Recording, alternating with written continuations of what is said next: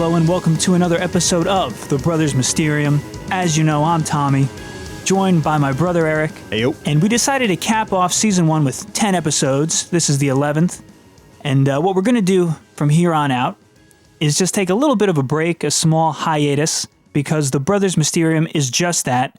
The two of us doing everything from choosing a topic, doing the research, tracking down people, conducting interviews, all of the production, post-production work, and it takes a while. And the demand for the show has been overwhelmingly positive. People love it. They can't get enough, which is great. But we want to kind of give ourselves a bit of a buffer zone just to record some episodes, make sure Season 2 is the best it could be. And our plan is to then return and release them more regularly, just for listening ease for everybody out there. So we do appreciate your support, and we'll return better than ever with Season 2. I guess we should recap, kind of go through the season, talk about some things that we've done a little further research on. Also, I know I have a few corrections I want to make. And also, I guess, check in with where we kind of stand right now. Surely. So to start off with some corrections, going back to the Mothman episode. In today's episode, we're talking about the Mothman and all the urban legends surrounding Point Pleasant, West Virginia. Amy, who joined me on my trip down to Point Pleasant, is in the middle of expanding on a possibly non-paranormal explanation for all the insane things that happened down there. And during it, she says, just assuming that it was actually some kind of mass hysteria. Meaning the collective fears and misapprehensions of the townfolk. When she gave that episode a listen, she pointed out to me that she had actually misspoken. And in her field, that's actually not the correct definition of mass hysteria. That's more of a sociological, psychological perspective. And she just wanted me to clarify that in medicine, mass hysteria is when similar or even exact symptoms begin to manifest amongst many people who are within a close proximity. In the same episode, we also mentioned the Silver Bridge collapse. We heard this terrible boom. Which was a real-life tragedy that did occur in Point Pleasant. And my boys looked around and saw the bridge starting to fall. And after mentioning the Silver Bridge collapse, Tommy says, right after that happens,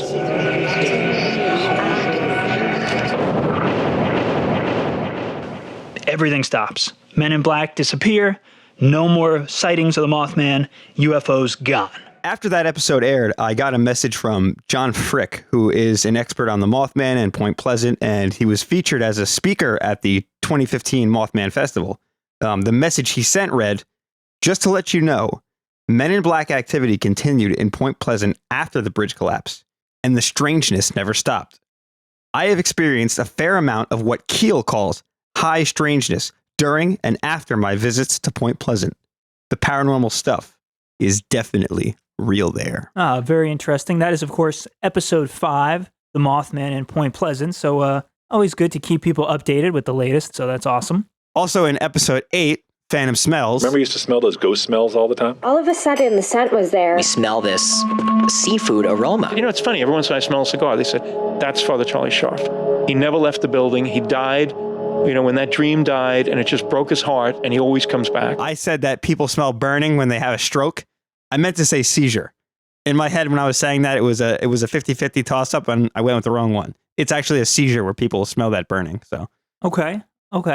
And in episode 8, Phantom Smells, I did say Estee Lauderdale. Right, yeah, there's nothing in your house that short circuits and smells like Estee Lauderdale. Right. Which I was later informed is not a real thing. And apparently I had taken Estee Lauder and Fort Lauderdale, Florida, and mashed the two together. So thank you to the listener who pointed that one out. And if anybody wants to copyright that as a perfume company, you could probably get away with it. Not bad. Or a town. And as far as topics from the show, is there anything else with some additional research that we could kind of share with the listeners? Yeah. In episode 9, the Robert the Doll episode. He became bizarrely attached to the doll. I love you, Robert. Yeah, Robert the Doll is definitely probably one of the creepiest looking haunted dolls I have ever seen. And if they went to check it out, they'd find the doll in a different location. Other people had seen him moving, and there was something about somebody even saw like dust footprints. I did a little back research, and I went through some of those census records that David L. Sloan was talking about. And I was digging through different census records trying to find out more about her. And I found some weird inconsistencies. And in 1900, she showed no children. In 1910, she showed one child deceased. The 1910 census has Emmeline and Robert Abbott listed as a white couple who were in their late 40s and 50s at that point. The only other census I found matching the names Emmeline and William Abbott from 1900 had them listed as a black couple, and the ages were about 10 years difference. In 1900, they were in their 50s and late 40s also. So in the 1910 census, they're still in their late 40s and 50s, which doesn't make sense. Now, granted, the census taking wasn't flawless back then, but a 10-year gap in age and getting someone's race wrong, even though, back then this is before like the civil rights movement and obviously equality wasn't a big thing. So they may have been more careless with things. I don't know, but that's a pretty big error. Unless David Sloan has another census that I couldn't find, which he may, being in Florida, he has better access to their records than I do. But I just thought that was an inconsistency. And then I also want to point out that the more I listened to that episode, the more I realized he kind of made some leaps in his theory. If the census record thing checks out, sometime between 1900 and 1910. Emmeline had a child and the child died. And there was a baby that was born and died. I think what happened is the Abbott child was brought there, and I think the Abbott child died inside the artist house. And I think its spirit entered this doll. We don't know the sex of that baby, nor do we know the age. I believe Gene was talking not to a doll. I think he could see the spirit of that little kid. And he kind of assumes that it's a boy who is around the age of like 4 or 5. But maybe he had just made a friend of this with the ghost of this little boy who died. And you got to figure, how's a little 4-year-old, 5-year-old boy going to respond to different things? He just kind of develops that as he goes, and he never explains why he thinks that. Not saying his theory is wrong, but it could be just as likely that if this child was born and died, it could have been an infant girl. That is true. Yeah. All things to consider. As we said, our number one goal is to kind of find the truth. So we got to, it's always good to, point out those inconsistencies as we come upon them. Yeah. And if anyone has anything to either amend that or challenge that, definitely let us know, because like I said, I'm not out here to squash anyone's theories or to be like a wet blanket, as I was called when I was researching this, but trying to unbiasedly just look at the facts. And those are the facts that I found. Cool. And as we always say, even if we've done a topic and it's, the episode is done, but you have your own experience or something to add to it, don't hesitate, because we can always, at the beginning or end of another episode, mention any new information, or we could always do, Robert the Doll Part 2, or do a follow-up if there's enough new information that we find. So don't be shy to hit us up at Mysterium Bros on Twitter or the Brothers Mysterium at gmail.com. Any other notes you wanted to make for the listeners? No, that wraps up what I had wanted to say. Cool. Well, then let's jump on to some questions from season 1. So we actually had 2 from episode 8. One from Ryan is your father a priest or pastor? And it comes to us from a pretty trustworthy source. Hi, my name is Matt. This is our dad, or as we've come to call him, Father Mysterium. I could see that being a little confusing. He was the business administrator for the parish, and he was talking a lot about the priests and knew the whole history, but he himself is not a priest, a pastor, or any type of ordained religious figure. And we called him Father Mysterium simply because it sounded cool. It was better than like Mysterium Dad, which sounds like a Nickelodeon 90s show, like The Mystery Files of Shelby Woo, followed by Mysterium Dad. So he's not actually a father as in a priest or anything. He's just our father. So hopefully that answers your question about Father Mysterium. Literally our dad. Yes. And in the same episode, we had this kind of comment, which we welcome as well. Sal said, I don't believe phantom smells are in any way paranormal at all. Wood retains odors for decades, if not centuries, and when the wood expands based on temperature, it will release these trapped odors. So an interesting concept to debunk it. My one or my first question sort of is, I'd like to see where that is stated. Not that I don't believe him, but I feel like a lot of times people have these types of theories about things and they just kind of, came up with it and think it's a fact. And we do appreciate debunking. So as I'm about to now try to rip this guy's debunk attempt apart from our stories, a few things I'll say. One is like, let's take Bert's story about the fish smell. I just don't believe that the smell of fish got trapped in the wood of his house and was only released once in the basement. It doesn't make sense to me. The school, the school where these smells happen, it's like an old stone, kind of like brick school with like tile floors. I mean, I'm sure there's wood somewhere. But as far as the temperature causing it to, in the heat, the wood expands and releases the cigar smell. As Father Mysterium pointed out, there was no pattern like that. And he even, was paying attention to, like, does it happen in the winter when we turn on the heating? Does it happen here or there? So it didn't really matter. Even if it was cold, they would still smell it. If it was hot, they would smell it. And probably the best rebuttal to this argument would be that Melissa's grandmother's perfume, I could see that if we're going to say that it, was absorbed by the wood lingering in her home that she had bought from her grandmother. But she says later, as she moved to California, she would still smell it. So unless the odds are that she moved into a house where another woman wore that same exact odor, I don't really know if I buy that that's an explanation. You know what I mean? Yeah. I mean, I don't know. It's an interesting theory. If somebody's a carpenter, they know about woods and retaining smells and stuff. Let us know. I do know that cigarette smell tends to linger for a long time, I think, in fabrics. Like if you've ever been inside the car of someone who was a smoker, or someone who bought a used car from someone who was a smoker, there is this musty cigarette smell that stays, but that's fabric. I'm not too sure about wood retaining odors. Yeah, one thing along those lines sort of is that's like kind of a confined space. Like I was even thinking like, if you had like a barrel of whiskey, the barrel might smell like whiskey, but that's just because it's, been sitting in it and absorbing it for so long. I don't know if perfume is that strong, or if the smell of grilling fish, or even like a cigar. I mean, I guess he smokes cigars kind of consistently. I don't know. It's a good point to raise, a good challenge. We always welcome a challenge, but I don't know if I particularly buy into that. But again, you don't have to believe me. That's just my own opinion. The only thing I'm finding online is that wood retains its wood smell for a long time.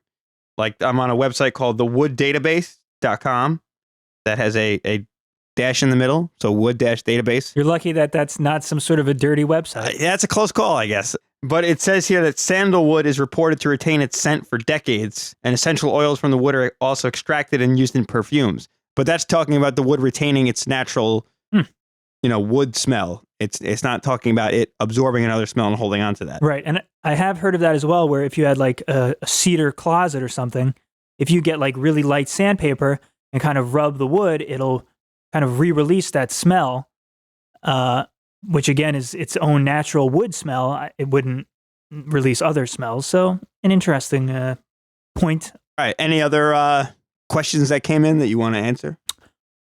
Yes, we had one final one from episode 6, sleep paralysis. This is from Jessica, and actually numerous people have said this to me, so I'm kind of glad. She said, Tommy said in episode 6, cultural beliefs influence the hallucination phase of sleep paralysis. So it's not like a common, if it was supernatural, I feel like if it was like a demon, it would always be a demon. Right. As opposed to if it is always changing based on your cultural belief, then it's not necessarily supernatural. She said that isn't true, and what do I mean by it? And I've had a lot of people say that to me. So I will now try to explain what I meant by that. Of course, I was talking about how people who have sleep paralysis and have some sort of a figure of vision attached with it where they see something, we found that if it's in certain areas, it'll be a certain thing. So it might be aliens, might be a shadow figure, it might be an old woman, might be a small imp. Different parts of the world where different beliefs are present see it, the entity associated with sleep paralysis, differently. Right. And so I was trying to think of different examples of this. And one I thought of was like, if I asked a young kid around Christmas time, like, if he says he saw something Christmas Eve, and I said, what'd you see? And he said, Santa Claus, or I saw the Krampus, or I saw Belschnickel, or I saw Saint Nick, or I saw Black Peter, or whatever, I wouldn't believe him, simply because they're seeing something that they've been brought up to believe that they will see at Christmas. Right. So I feel like it's the same thing. They wouldn't say that at Halloween. Exactly. if everybody's looking at one thing, they might interpret it slightly differently. But the fact that these sleep paralysis descriptions are vastly different and tie into cultural lore makes me think that it's not something that they're actually seeing. And that's sort of what I meant. Right. So I hope that sort of clarifies that for people. Yeah. Another comment we had is this person cannot tell us apart. And that's all they said. The only thing I could say is if you listen closely in every episode, I'll start by saying, I'm Tommy. This is my brother, Eric. Heyo. And I don't think we sound that much alike, so we apologize for that, but what can we do? On that note, I guess we can kind of move on to a little bit of a season wrap. Yeah. Just kind of talk about everything. I mean, I will say I think the first 10 episodes have been great. Really cool subjects, and I know at least me personally, I've learned a lot more than I did originally. Than I knew, and I thought I kind of knew a lot about the paranormal and stuff, but doing a lot of research, talking to so many people, especially, face to face, their firsthand accounts has really made me learn a lot of new, different things. I think that most people, not everybody, most people appreciate our investigative approach and attitudes towards the subject. I know a handful of people said that, we overanalyze stuff, and we never, at the end of an episode, say, that person's story happened, that was 100% real. And people are saying we need to choose a side, pick a stance, stick with it, declare it, and kind of wrap up the episode with, a nice little bow. For example, we end an episode and we say, Robert the doll is real, he is a haunted doll, and that's where we stand. Or we say he is not haunted at all. It's just people thinking it is, buying into the hype. Haunted dolls aren't real. To which I say to them, I understand why you want that. It's kind of like the format for a sitcom where in the last, 5-10 minutes, everything wraps up nicely and neatly. However, I feel it would be irresponsible, if not immoral of us to do that to the listeners, especially because this is more of a documentary series, and we always said from episode 0 till now, we're going to be 100% honest. So if we don't feel it, I think that it's not right of us to just choose a side and put a stamp on it and say, this is not paranormal, or this phenomena does exist. Right. Just for the purpose of having, like I said, a nice little bow on the end. It's worse to force a conclusion than it is to leave it open-ended. And to be forced to choose a side is just intellectually dishonest. Well, right. And the part of they are wishy-washy endings sometimes, but that's because, we're expressing, if I honestly don't know what's happening, dream visitations, phantom smells, Point Pleasant, a lot of episodes at the end, I'm I don't even know where to begin. This could definitely be real. This could not be real. It's crazy. I'm not going to pick a side just for the hell of it and say, this is my final thing just to put a punctuation mark. That's not what we're about. And as we even say in the open of every episode, you can decide who and what you believe. Just because we can't make up our minds or whatever, we're sorry to disappoint you if we don't come out with a super strong conclusion, but this isn't a research paper with a thesis we need to prove. This is our ongoing hunt for the truth. Right. And I think the only episode where I did make a solid conclusion was the only one where I actually had firsthand experience with the situation, which was sleep paralysis, which I've experienced a number of times. All the other circumstances, I pretty much stand where I stood when we started the show because we haven't had firsthand experiences with them. We've heard about other people's experiences, but we ourselves haven't had those experiences, which is why we don't come to solid conclusions on those things. Another thing that's interesting is we tend to agree a lot, which I guess is good, although I can see that annoying people. It would probably be good if we had an argument at the end as to, I'm no, this has to be a real phenomenon. You're well, it's not because of this. But if we wanted to kind of fake it, we would just do the Mulder and Scully route where we would deem one of us before we even recorded. Yeah. Which another thing is we do a lot of our conversations. We won't talk about things until we're recording. Right. So it's all organic. It's real reactions. But I said that in the last episode in Dream Visitation, we have a very basic discussion about a topic, define it and things like that. But once we sit down and start talking, that's when all these stories start coming to mind because we don't rehearse any of this stuff. Yeah, which is why I think it would kind of if beforehand we said, okay, do you want to be the guy who, do you want to be skeptic of this one? You want to be the guy who believes in it? It would just not be real. which we're trying to keep the show very real, very honest. So that's our stance on that. And just one quick note on mentioning Mulder and Scully, which is for those of you unfamiliar with the hit TV show, The X-Files. One of them, Mulder, is a believer in the paranormal. Scully is a doctor who is not. A lot of people have gone back and forth with this. If you had to cast one of us, between me and you, as one as the believer, one as the skeptic, who would you put as who? I would say I'm probably the skeptic. I don't know. Now, I would agree with you. Yeah. But people have told me both ends of that. Some people have come to me and said, it's interesting because you're way more skeptical about things than your brother. And then other people have said to me, you know, you remind me a lot of Mulder, and your brother is Scully, which I think is kind of funny because Scully is a woman.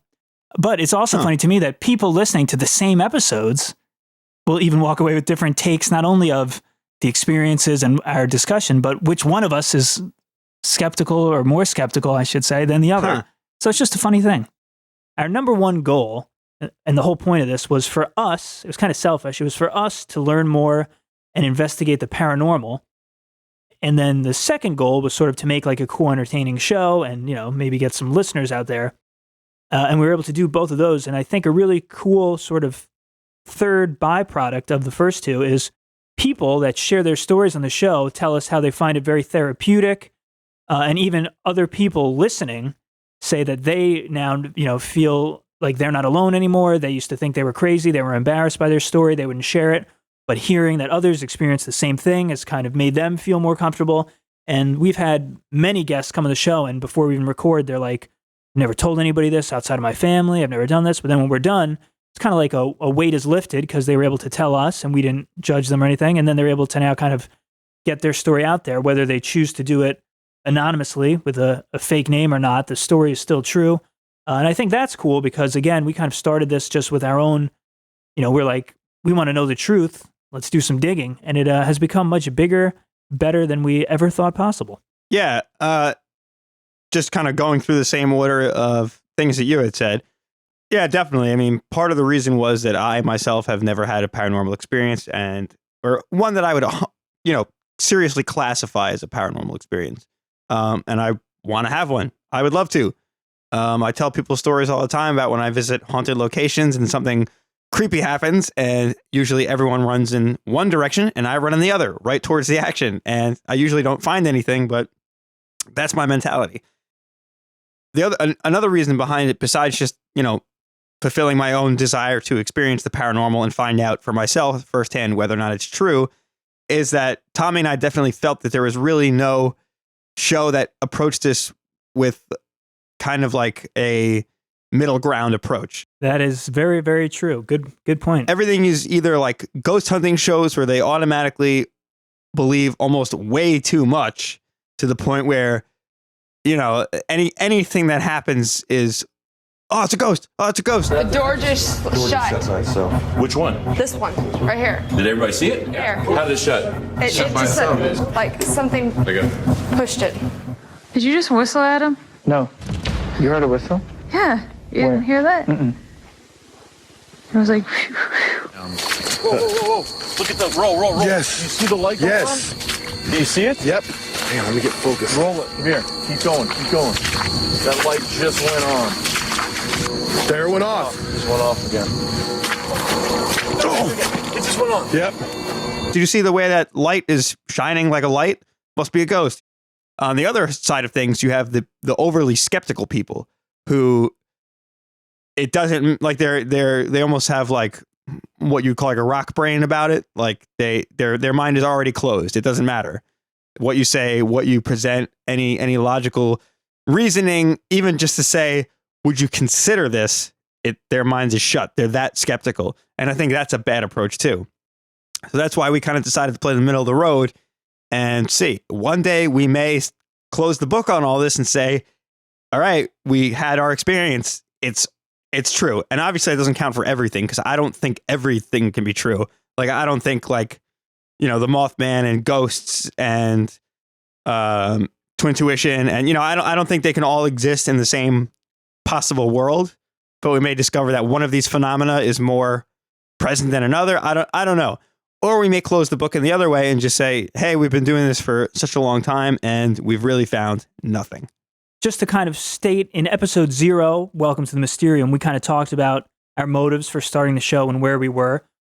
And I'm going to say a big thing for me right now still is kind of got the concept from a book by Corey Taylor, who's the lead singer of Slipknot and Stone Sour.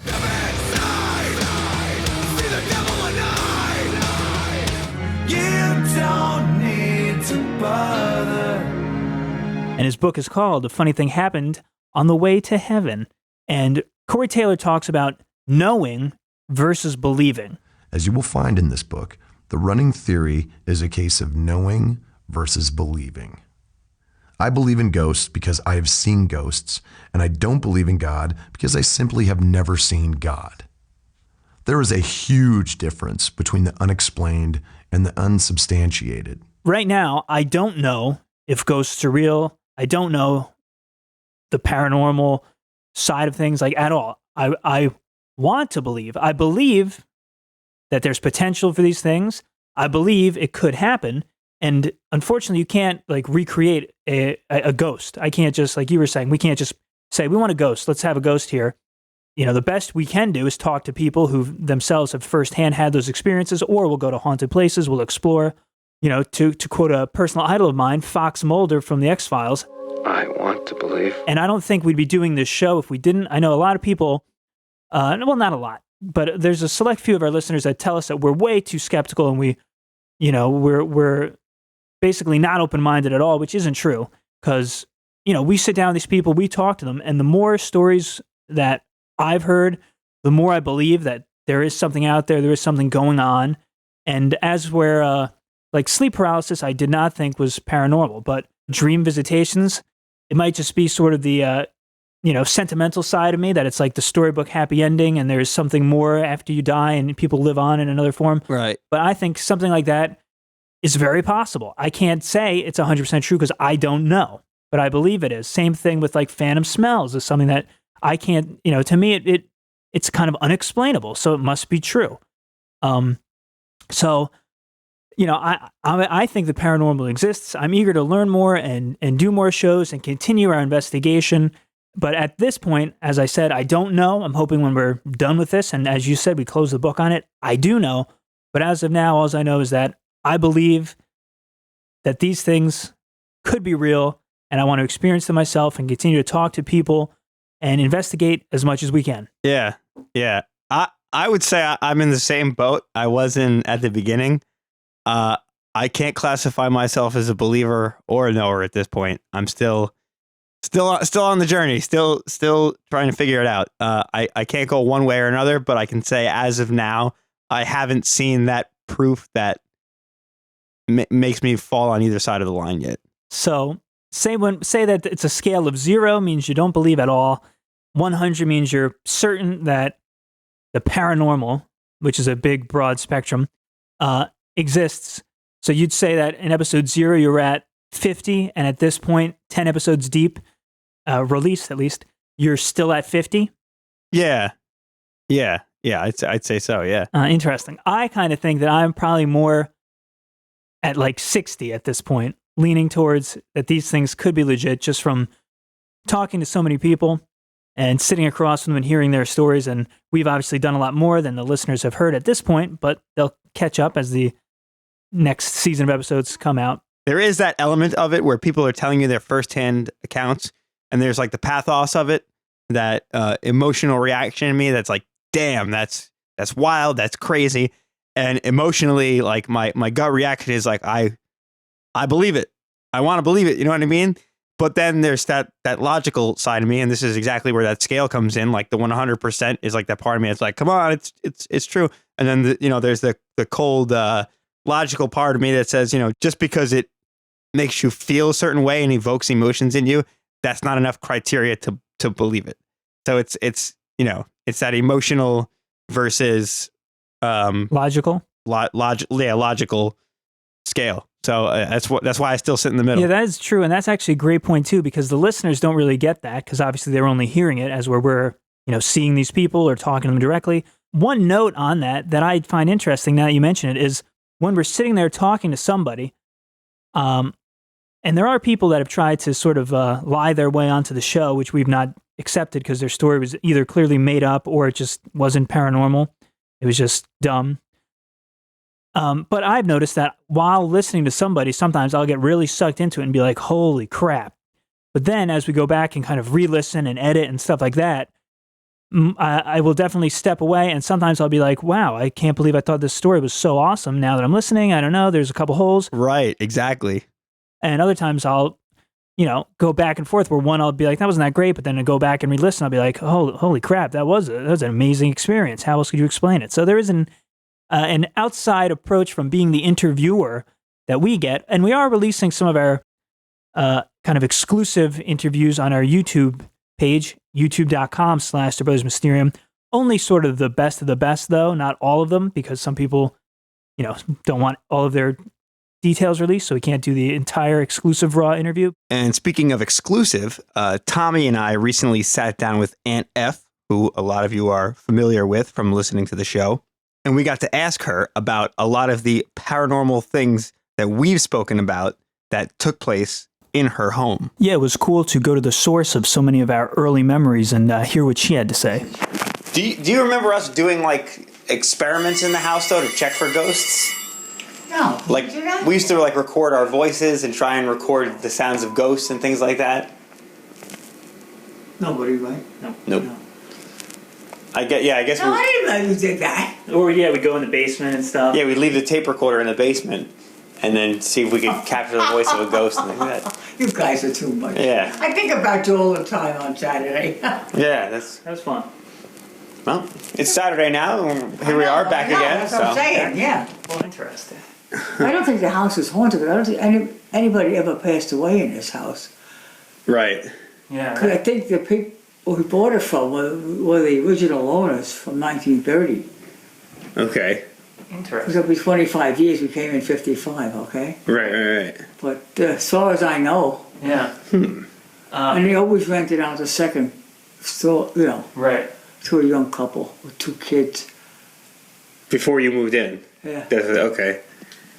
As you just heard Aunt F say, no one actually passed away in the house that she knows of, which came as a surprise to us, as we had always thought Aunt B and Uncle B had died there.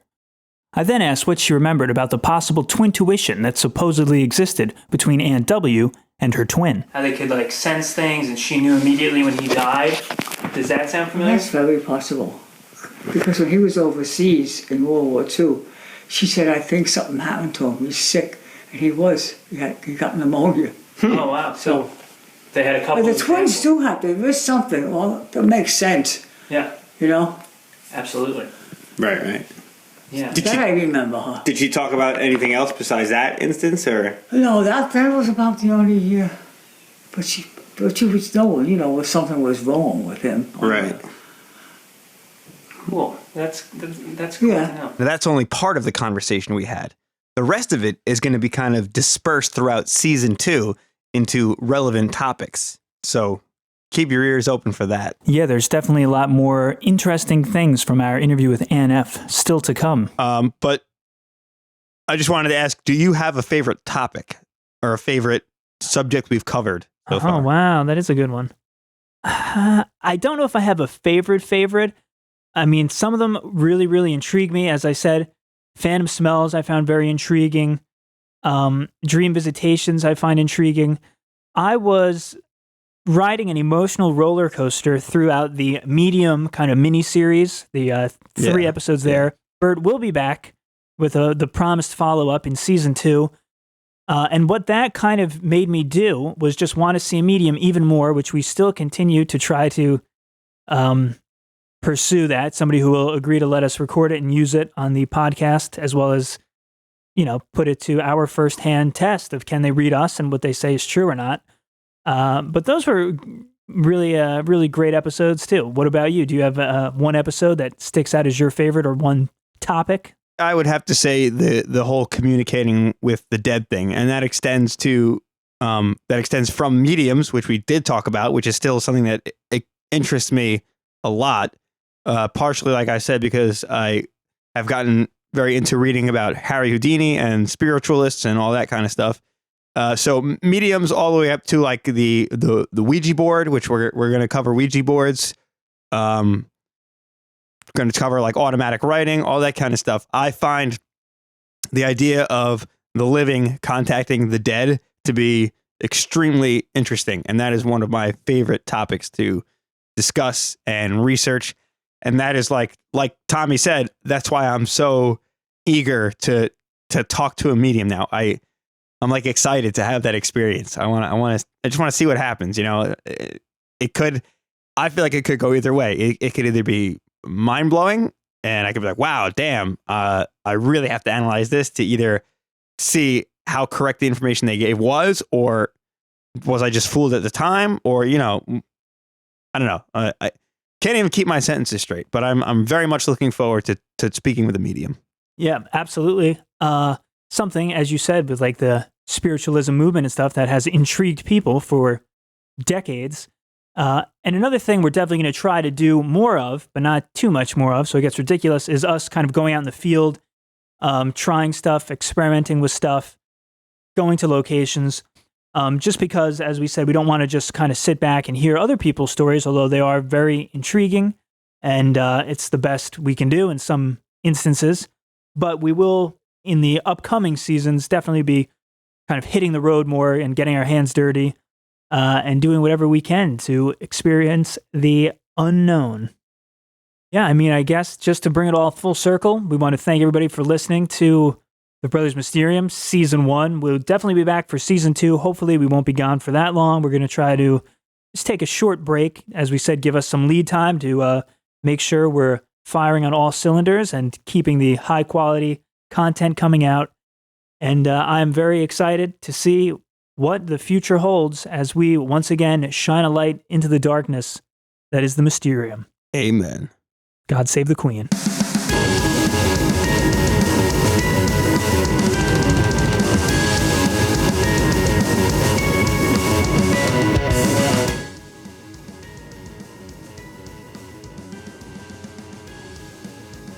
Clips heard in this episode include The Devil and I, from Slipknot's latest album, Point 5, The Grey Chapter, which was released in 2014 on Roadrunner Records, and Bother, from Stone Sour's self-titled album, which was released in 2002, also on Roadrunner Records. The clips of Corey Taylor speaking on Knowing and Believing are excerpts from his book, A Funny Thing Happened on the Way to Heaven, or How I Made Peace with the Paranormal and Stigmatized Zealots and Cynics in the Process, published by Da Capo Press in 2013. And the clip of Fox Mulder comes from Season 1, Episode 3 of The X-Files. That episode was entitled Conduit. The ghost hunting clips come from the television shows Ghost Lab, Ghost Hunters, and Ghost Adventures. Our theme song is performed by The Never Grin, and if you have any comments, questions, or can add to any of our discussions from Season 1, you can reach out to us through our Facebook page, facebook.com/The Brothers Mysterium, on Twitter @Mysterium Bros, or shoot us an email at thebrothersmysterium@gmail.com. And as always, we'd like to thank you for listening to The Brothers Mysterium. We hope you enjoyed Season 1. We'll be back shortly with a brand new season.